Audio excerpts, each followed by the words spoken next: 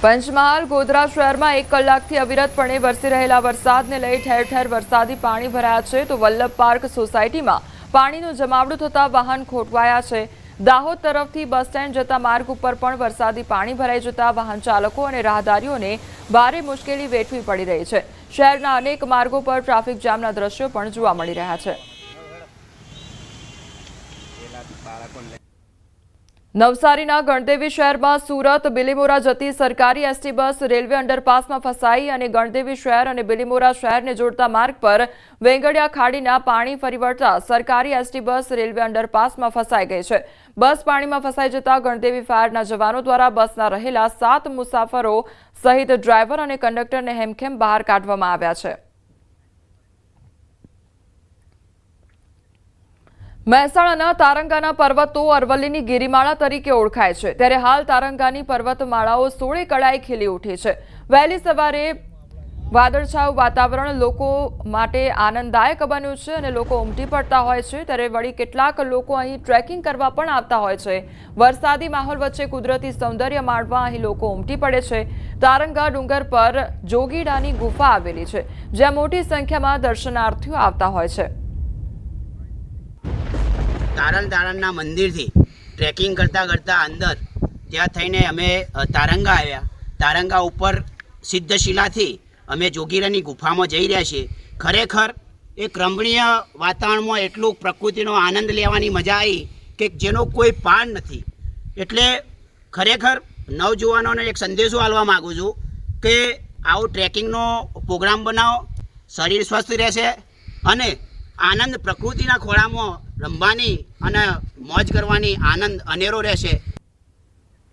હિમાચલ પ્રદેશમાં ભારે વરસાદથી ભારે તબાહીના દ્રશ્યો સામે આવી રહ્યા છે।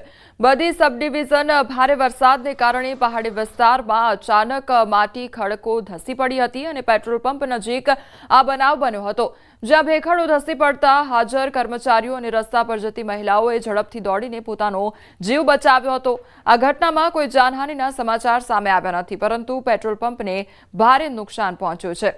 તો હિમાચલ પ્રદેશના દ્રશ્યો સામે આવ્યા છે કે જ્યાં ભેખડ ધસી પડવાની ઘટના બની છે તો જાનહાનિના કોઈપણ પ્રકારના સમાચાર નથી પરંતુ જે પેટ્રોલ પંપ ત્યાં આગળ આવેલો હતો તેને ભારે નુકસાન વેઠવાનો વારો આવ્યો છે।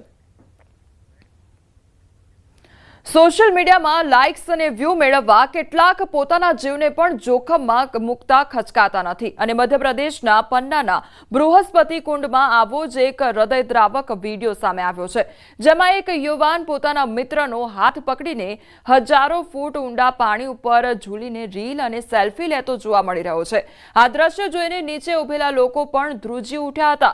વાયરલ વિડીયોમાં સ્પષ્ટપણે જોઈ શકાય છે કે ધોધ અને હજારો ફૂટ નીચે ઊંડા પાણી છે ત્યાં એક યુવાન તેના મિત્રના ટેકાથી હવામાં લટકતો જોવા મળી રહ્યો છે। તેનો મિત્ર તેને મજબૂતીથી પકડી રહ્યો છે જ્યારે તે પોતે મોબાઈલથી તેનો વિડીયો બનાવી રહ્યો છે અને સેલ્ફી પણ લઈ રહ્યો છે। આ દ્રશ્ય એટલું ખતરનાક છે કે થોડી ભૂલ પણ યુવાનનો જીવ લઈ શકે છે। કુંડ નીચે હાજર લોકોએ આ ઘટનાનો વિડીયો પોતાના મોબાઈલમાં કેદ કર્યો જે સોશિયલ મીડિયા પર આગની જેમ ફેલાઈ ગયો છે। ન્યૂઝ 18 આપ સૌને અપીલ કરે છે કે જિંદગી અનમોલ છે। આવી સેલ્ફી અને રીલ જોખમી બની શકે છે। ભારે વરસાદથી કચ્છના 15 માર્ગોનું ધોવાણ થયું છે। ધોવાણ થયેલા રસ્તાઓ ફરી એકવાર જલ્દી કાર્યરત થાય તે માટે સૂચના આપવામાં આવી છે। ભારે વરસાદ વચ્ચે માનવ કે પશુ મૃત્યુના બનાવો સામે આવ્યા નથી। સારા વરસાદથી કચ્છમાં 5 મધ્યમ અને 19 નાની સિંચાઈના ડેમોમાં પાણીની આવક પણ થઈ છે। ભારે વરસાદી માહોલને ધ્યાને રાખી તમામ તાલુકાઓમાં કંટ્રોલ રૂમ કાર્યરત કરવામાં આવ્યા છે। ભારે વરસાદી આગાહીને લઈ જિલ્લામાં એક એનડીઆરએફની ટીમ સ્ટેન્ડ બાય મૂકવામાં આવી છે તો જોખમી નદી, નાળા, તળાવ અને ડેમમાં લોકોને નાહવા ન જવા માટે તંત્ર દ્વારા અપીલ પણ કરવામાં આવી છે। 15 જેટલા જે રસ્તાઓ છે એ ઓવરટોપિંગ થઈ રહ્યા છે એટલે કે ત્યાંથી પાણીનું આગમન વગેરે થઈ રહ્યું છે।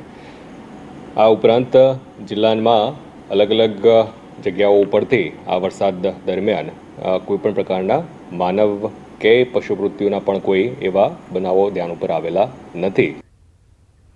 બનાસકાંઠા જિલ્લામાં છેલ્લા 6 દિવસથી પડેલા ધોધમાર વરસાદે ખેડૂતોની સ્થિતિ દયનીય બનાવી દીધી છે। પાલનપુર, વડગામ, ધાનેરા, ડીસા સહિત અનેક વિસ્તારોમાં ખેતરોમાં લણેલા પાકને ભારે નુકસાન થયું છે અને ખેતરો જળબંબાકાર બની ગયા છે.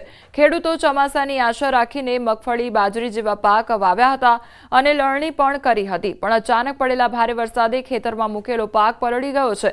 હવે ખેડૂતો તાત્કાલિક સર્વે કરીને યોગ્ય વળતર આપવા માટે માંગ કરી રહ્યા છે. કહેવા જેવું નથી, પણ હવે ક્યાં ને કોંબા તું નિષ્ફળ જતું રહ્યું છે.